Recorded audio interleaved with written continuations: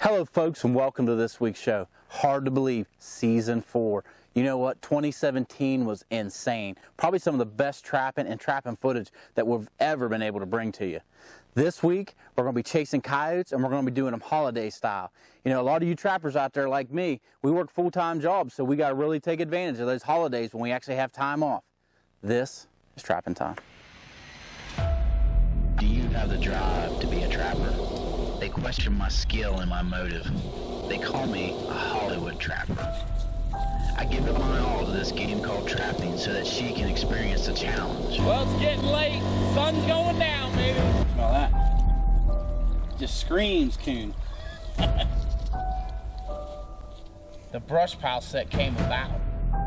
We as trappers push ourselves to the limits. This is my first Mississippi cat. I hate it. There's a gray fox down here. I caught this pretty little red right here. That is a monster. These are so big we got dragging like deer. Peyton second beaver. This is what you experience when you go on a trapping trip.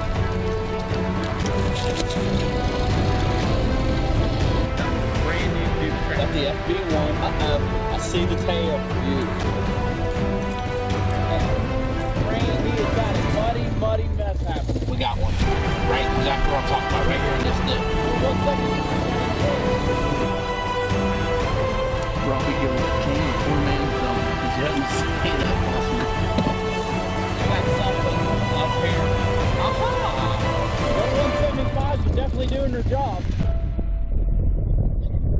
Do you have what it takes to play the game? Three Follow me on my journey. This is my story. This is my time. This is trapping time. Well, it's Thanksgiving morning, and I just got a few traps out the other day, and the first time ever trapping this farm, and I got a dog bouncing out here. This ridge is beautiful. Now, we got hit with a cold spell last night, and I just knew that these dogs were moving. I actually seen one driving when I was coming down the road. I seen one along the road. And here in southwestern Pennsylvania, you just don't see them out in the fields all the time. Now, looking at this one here, it's not real big. It's pretty vocal. I seen him when I come across the ridge, but he's all frosted up. I got an opportunity to trap his farm. I've always wanted to trap it, and finally got a chance to get in here and take advantage of it.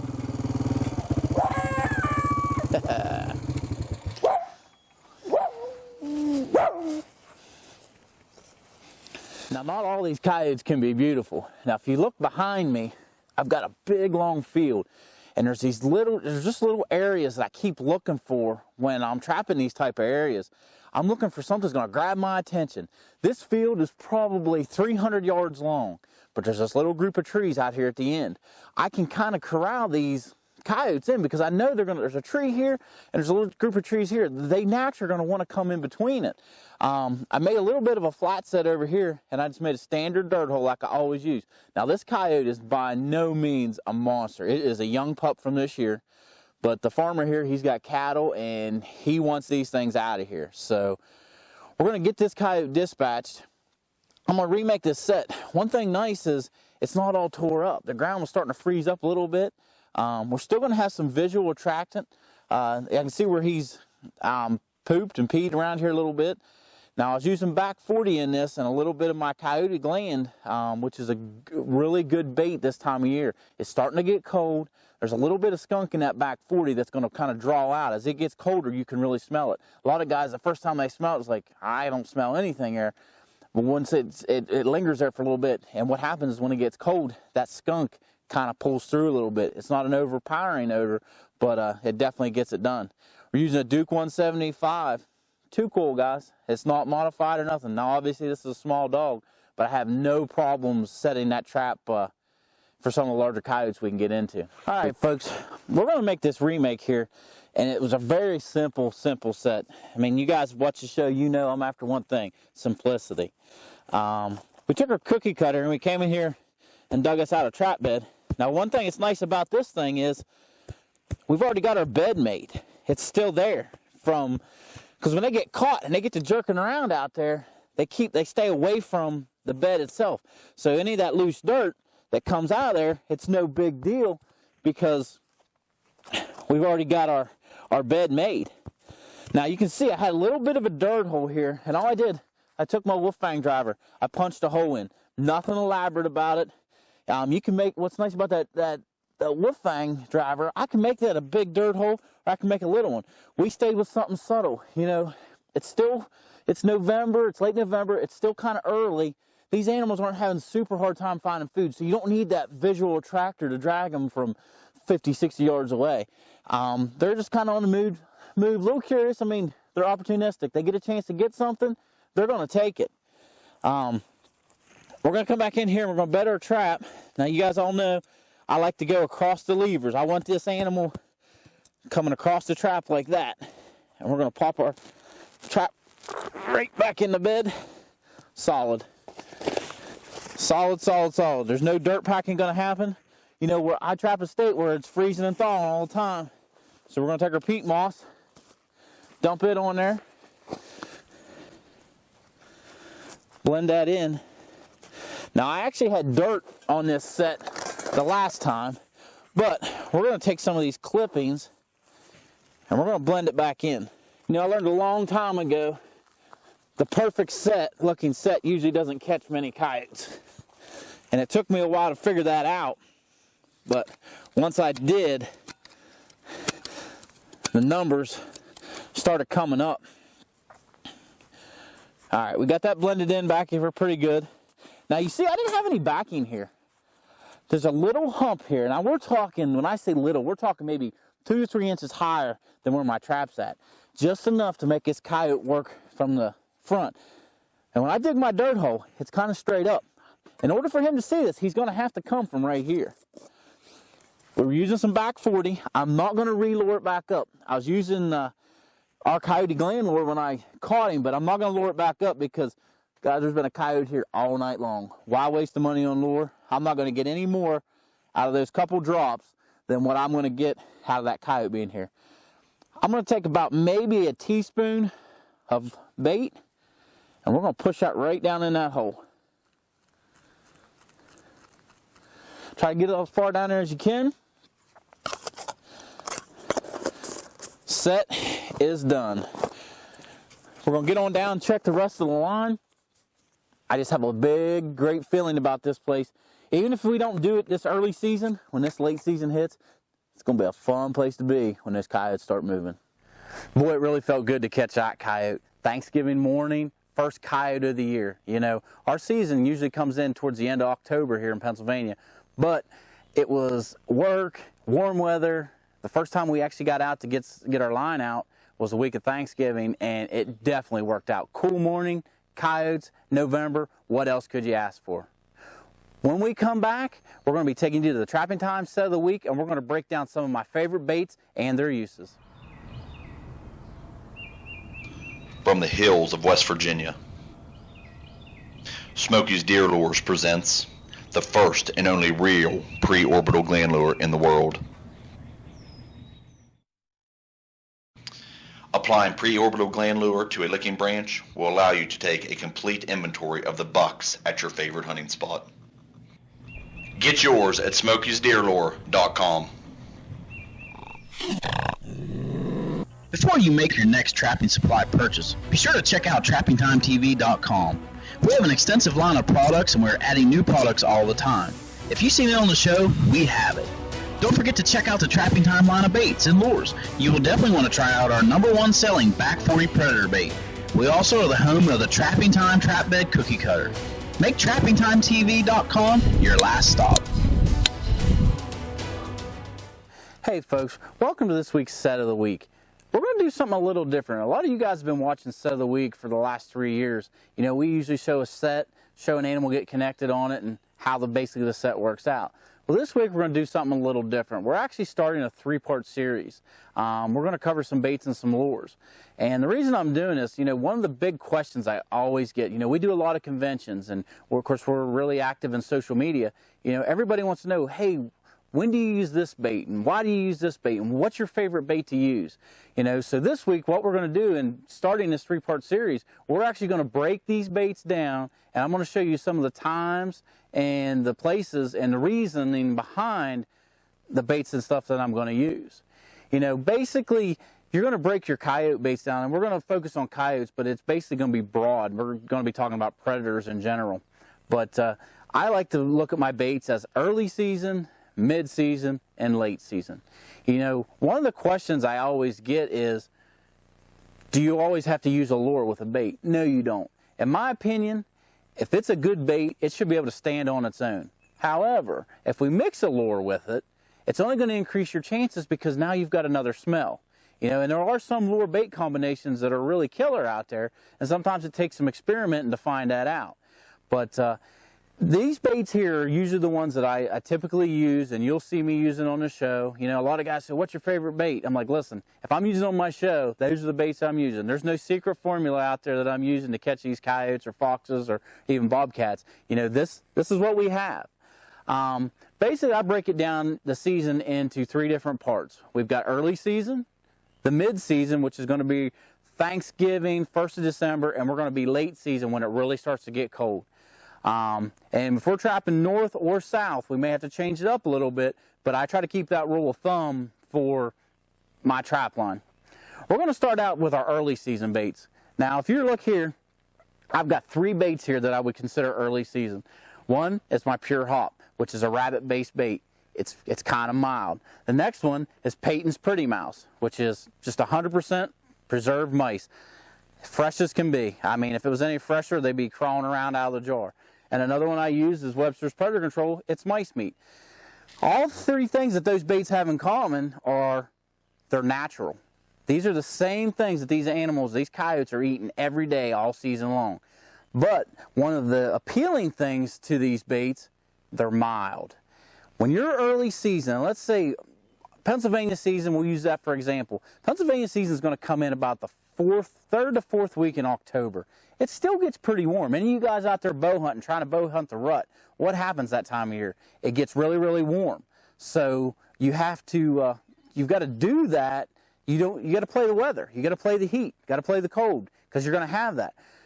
What ends up happening if you have really loud baits that time of year, every possum, skunk, and raccoon that's running these trails is going to run into these baits. These baits here are perfect for that early season because they're not super loud. They would what we would consider a milder bait. All right, now we're getting into November. We're mid-November, December, deer season is still going on. It's starting to get cold. It's probably frosting every night. So we need a bait that's just a little bit louder, but we don't want something that's super, super overpowering. That's when what I would consider my mid-season baits are going to come in. We've got Rodent's Revenge. It's a little bit louder. It's more of a sweetness. It's a meat base, but it's still not overpowering. The next one, Capital Punishment from Southern Snares. Rodent's Revenge from Old South. Both these companies are based in the South, so they really know how to work with the warm weather and the cool weather, mixing it together. My Blackout bait, it's going to work mid-season. When we start getting into late season, that's when we need the stuff that has the calling power. That's the stuff that's going to have your skunk added to it, and maybe a little bit of extra long-range things that's going to bring that coyote in from a distance. Peyton's Dirty Mouse and my Back 40 are 2 examples of that. They have a little bit of skunk. They have some other calling ingredients in it, but it's not just skunk. If you take that information right there of how I break my baits down for my season from beginning to end, hopefully it'll make you a better trapper. Hey folks, be sure to check out our all-star lineup for the upcoming season. New for 2018 is the hard-hitting Blackout Predator bait. If you're looking for a beaver-based bait with some kick, this is it. We're also proud to add to the batting order our line of mouse-based baits. If you're looking for a mice bait so pure it's practically eating cheese in the container, then you will want to try Peyton's Pretty Mouse. Maybe you're looking for a bait with some long-range appeal for those cold winter nights, then you've got to try Peyton's Dirty Mouse.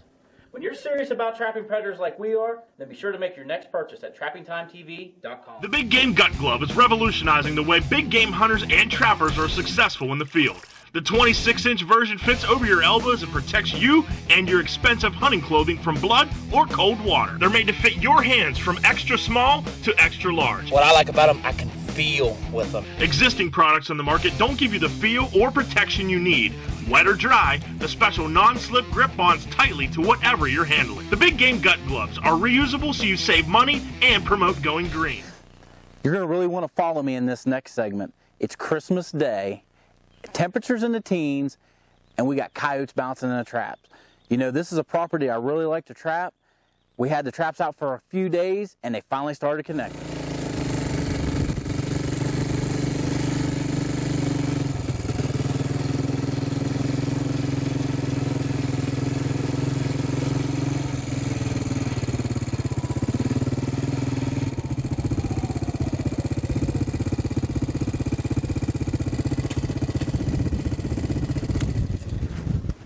Not too bad for a Christmas Day coyote.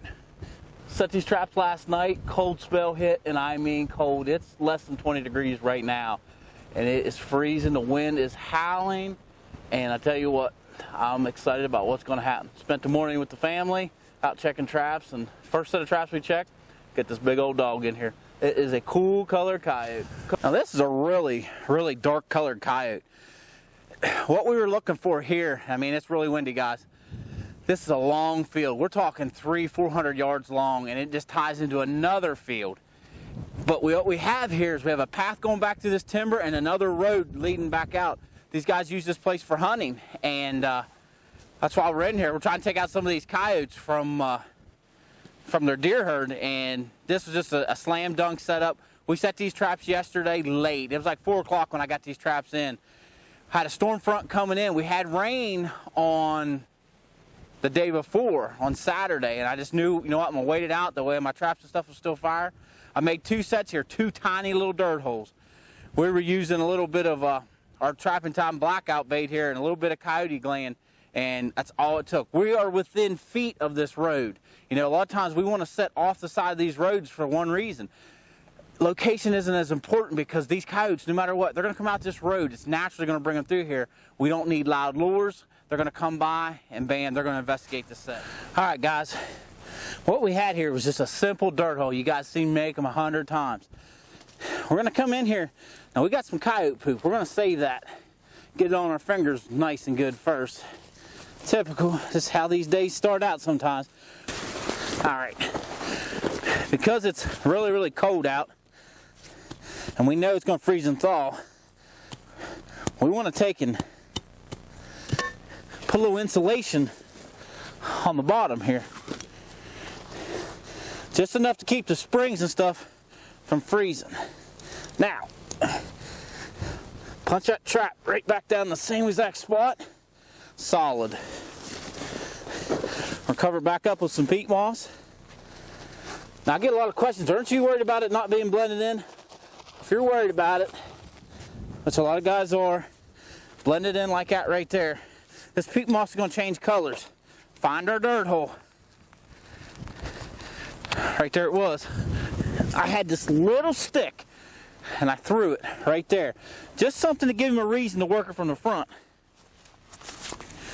Try to get as much of this stuff cleaned up. We're going to take our little bit of poop, put it right there. I love this eye appeal because now when these dogs come down through here, there is so much coyote smell here, guys. It's insane, utterly insane. Take the gloves off here. I'm not a big scent freak, but I try to keep my bait and lure off my gloves as much as possible.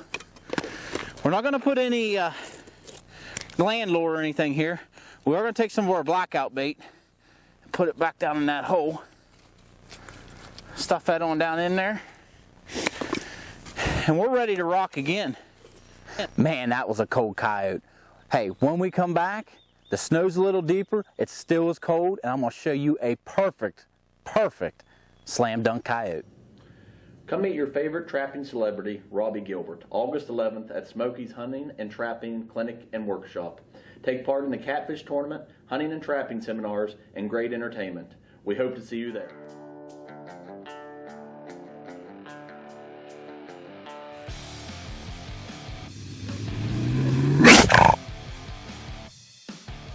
For some of us, trapping season never ends. It's in our blood. It defines the very person we are. Let Southern Snares and Supply be part of your trapping world. Be sure to try out our best-selling capital punishment predator bait and our new Pure Gator oil.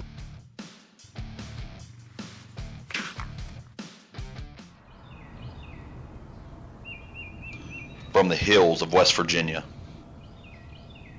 Smoky's Deer Lures presents the first and only real pre-orbital gland lure in the world. Applying pre-orbital gland lure to a licking branch will allow you to take a complete inventory of the bucks at your favorite hunting spot. Get yours at SmokysDeerLure.com.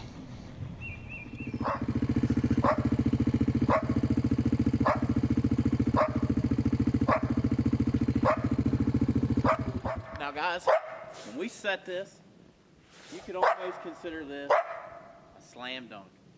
It worked out perfect, just the way we wanted it.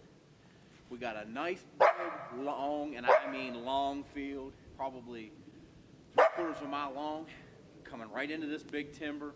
There's a road here that's probably 20 yards wide max. It's just naturally gonna funnel these.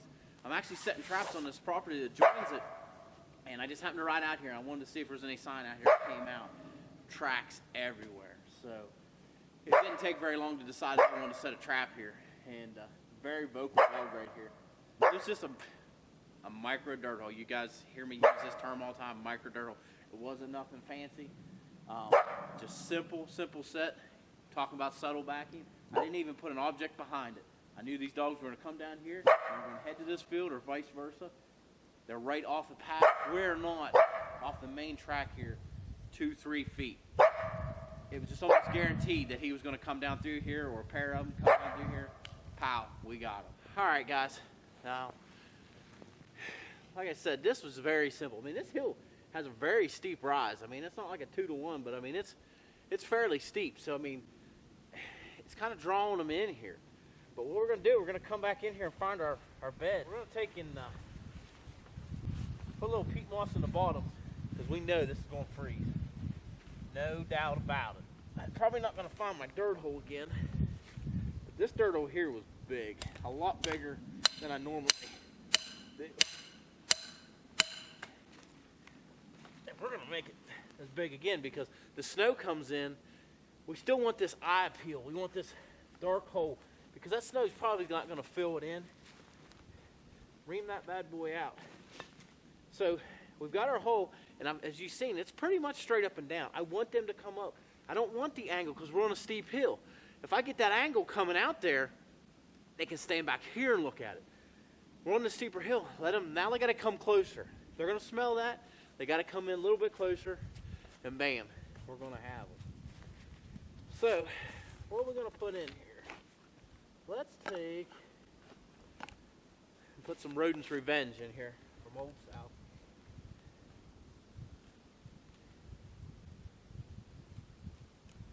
Make sure you stuff out right in the bottom. If anybody's ever seen a coyote work a dirt hole, what do? They ream that out because they take their mouth and they try to get down in the hole, smooth that up. It's kind of like a pocket set for coon on a creek. Kind of the same theory. They get in there, get to moving around. But right here's a finished set on this remake. Like I said, I knew this set was going to hit. And when you got to have the confidence, when you make a set, you got to have all the confidence in the world that it's going to hit. And this was one of those sets that I just knew was going to hit. You know, guys, when you're trapping coyotes, especially as long as I have, there's just some sets that you're going to come up to and you're going to have the utmost confidence that you're going to connect. And this set here was one of those sets. This place was covered in coyote tracks. We had a natural funnel. We had food on one side. There was just no reason those coyotes weren't going to come through there and work those sets. You want to be sure to join us next week. We're going to stay in Pennsylvania. We're going to be on a spring beaver line. We're pushing the limit here a little bit because we're about out of time. Our season ends the end of March, and I'm really pushing the limit to try to get these beavers caught. You're really going to have a lot of fun. We're going to check out my hometown and some of the highlights in my area. Like we always say, until next time, we're keeping the tradition alive here at Trapping Time.